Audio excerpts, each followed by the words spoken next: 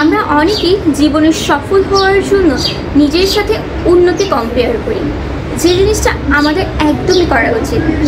আপনি যেভাবে আছেন আজ, ঠিক যেমন আছেন আপনার জন্য আপনিই সেরা। আপনার যে কম্পিটিশনটা সেটা সবসময় আপনার নিজের মধ্যে সীমাবদ্ধ থাকা উচিত। কালকে সে আপনি আর আজকে সে আপনির মধ্যে কম্পেয়ার করা উচিত। আমাদের কখনোই নিজেদের সাথে অন্যদেরকে তুলনা করা উচিত না।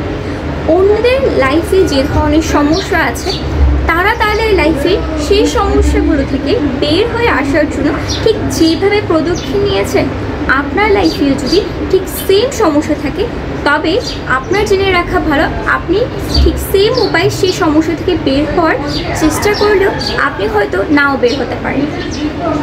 প্রতিটা মানুষের জীবনে সমস্যাগুলো একদম সেম হতে পারে, কিন্তু সমাধানের পথটা এক একজনের লাইফে এক এক ধরনের হতে পারে।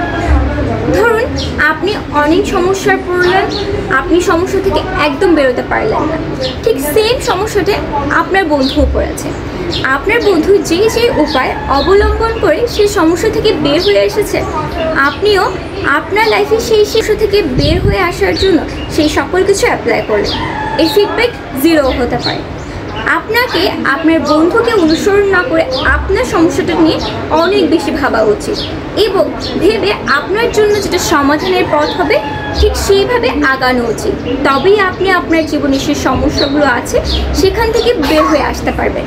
না হয় সমস্যা সেম থাকা সত্ত্বেও, সমাধানের চেষ্টা করা সত্ত্বেও আপনি কখনোই আপনার লাইফে সেই সমস্যা থেকে বেরিয়ে আসতে পারবেন না।